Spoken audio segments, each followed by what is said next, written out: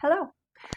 Today, before we get started, I just wanted to take a minute to say to you how very thankful I am for the respect that I've been shown, especially lately, whether it be in the form of like a comment or feedback after a video, or a text or an email after we worked on something together. I know that trust is not easy to come by around here, and understandably. And so it's been very humbling, and I'm very appreciative, and I'm very happy to be here. So I just want to tell you, excuse me, please. That's my daughter, this one. Speaking of parents and children, today we're going to talk about a sad but widely applicable topic, grieving the loss of a parent. There are many different types and levels of relationships between a parent and a child, and I'm coming to you with awareness of that, sensitivity to that, and some suggestions so that if the need should arise, you'll be equipped with ways to cope, no matter what your situation is. In some families, the parent relationship may have morphed over time as you became an independent adult. It kept its care and advisory role, but took on an extra facet of friendship. Some people talk to one of their parents almost every day. I can't relate to that. It would be very difficult in this kind of situation, in a painful transition, to feel that amount of loss from your daily life. So I wanted to suggest some things you could do in the event of loss to keep that parent current and relevant in your life. Number one, share memories. Talking about what your parent meant to you and sharing stories with other loved ones can help keep their memory alive.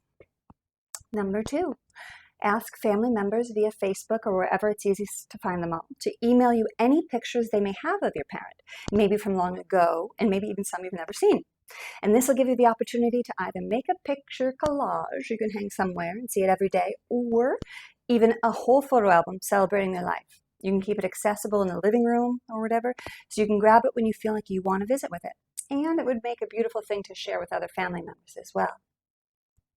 Number three, do something in their memory. Many people find that specific actions can honor a deceased parent and offer a lot of comfort.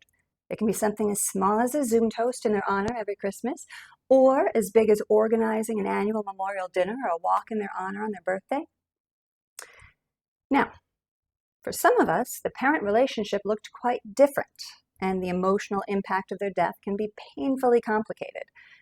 That parent may not have been active in our lives for one reason or another, and in extreme situations, we may be talking about a parent who was severely physically and or psychologically abusive.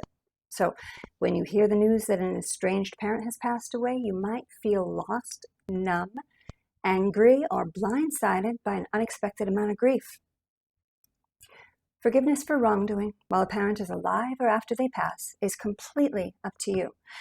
But in terms of moving forward without being haunted by bad memories or resentment, you can work on getting to a point where you understand why relations never got restored.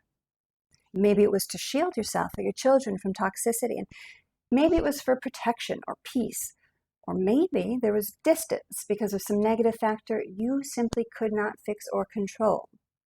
But you need to remember that you made the decisions you needed to make in those moments, and losing that parent does not invalidate those needs. Sometimes when a parent passes, we can have guilt and shame and regret about not tolerating whatever we had to in order to keep that parent more active in our lives. Sorry, I don't know what's going on. Sorry. But again, their passing does not invalidate your right to peace and mental health if that was being compromised at the time. Understanding a parent's limitations, what they were or were not capable of being to you, can help you realize that it was not a statement of what you deserved. Does this sound familiar? I think it does. And not a determination of if you were lovable, but something they were lacking. And with their passing, you can choose to let go of the expectation of change and choose to move forward in your life, focusing not on what you don't have, but on what you can count on. And by showing yourself the respect of not allowing the ghosts of guilt or shame to follow you.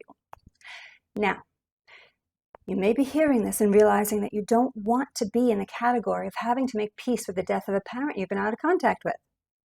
And if you'd like help figuring out how to navigate that path back to some sort of connection with them, please come see me and we can work it out together. In general, I'd like to leave you with some grief coping skills that should apply to everyone and will prioritize caring for your well-being. First, be patient and tolerant and kind to yourself.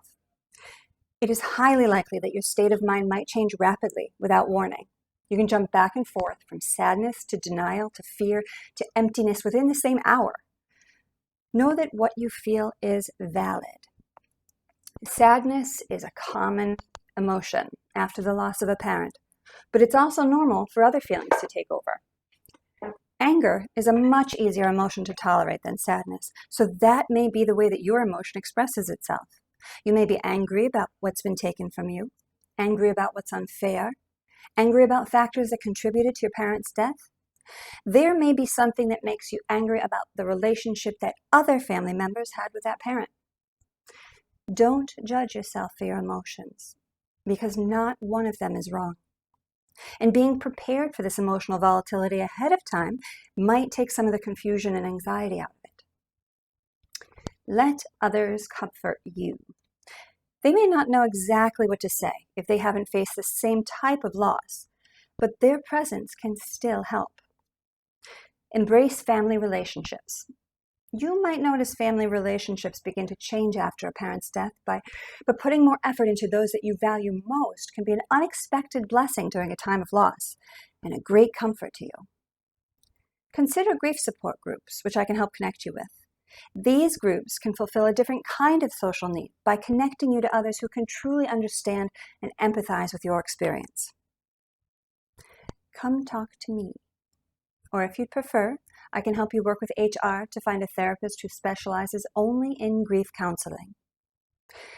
Grief after a parent's death can drain you and leave you reeling, no matter what kind of relationship you had. But with some understanding, self-care, and the support of others, you will get through it, and you will be okay. And as always, I'm here for you. Be well.